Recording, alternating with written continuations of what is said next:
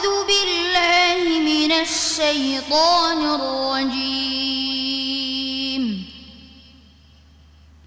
بسم الله الرحمن الرحيم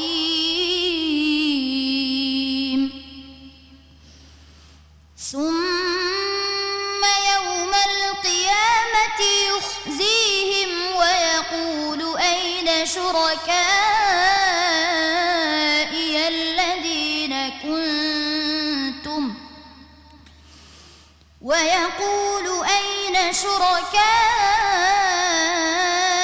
الذين كنتم تشاقون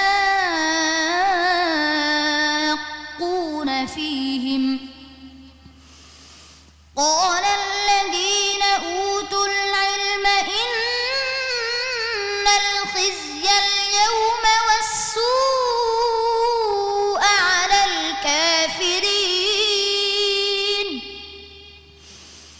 الذين تتوفاهم الملائكة ظالمي أنفسهم فألقوا السلم ما كنا نعمل من سوء بلى إن الله عليم بما كنتم تعملون فادخلوا أبواب جهنم خالدين فيها فلبئس مثوى المتكبرين وقيل للذين اتقوا ماذا أنزل ربكم قالوا خيرا للذين أحسنوا في هذه الدنيا حسنة ولدار الآخرة خير ولنعم دار المتقين. حسبك.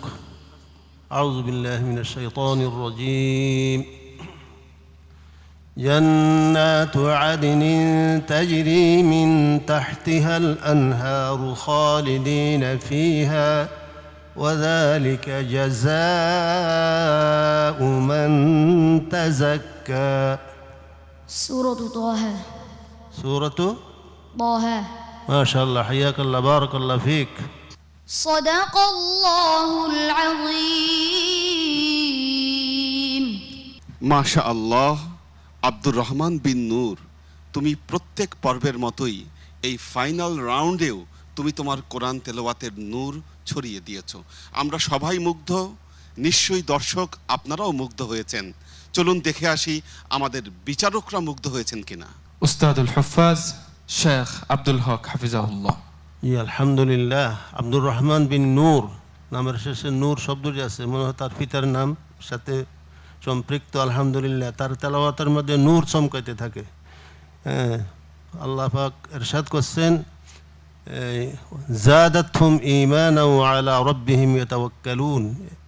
কিছু সংখ্যক মানুষের তেলাওয়াতের দ্বারা, যখন তেলাওয়াত শুরু হয় কোরআনে কারিমের তেলাওয়াতের দ্বারা, তাদের ঈমান বৃদ্ধি হতে থাকে, ঈমান বাড়তে থাকে।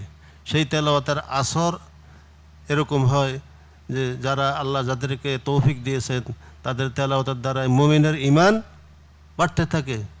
তো আল্লাহ তাআলা আব্দুর রহমান বিন নূরকে আল্লাহ তাআলা কোরআনে কারিমের আমেলে কোরআন হিসাবে, আলেমে হক্কান হিসাবে আল্লাহ তাআলা কবুল মঞ্জুর করেন, আমিন। আব্দুর রহমান বিন নূর, আল্লাহ তোমাকে অসাধারণ প্রতিভা দান করেছেন। তুমি এই প্রতিভাকে কাজে লাগিয়ে উত্তর সামনে এগিয়ে যাও। তোমার জন্য এই শুভকামনা রইল। আসসালামু আলাইকুম ওয়া রাহমাতুল্লাহি ওয়া বারাকাতুহু।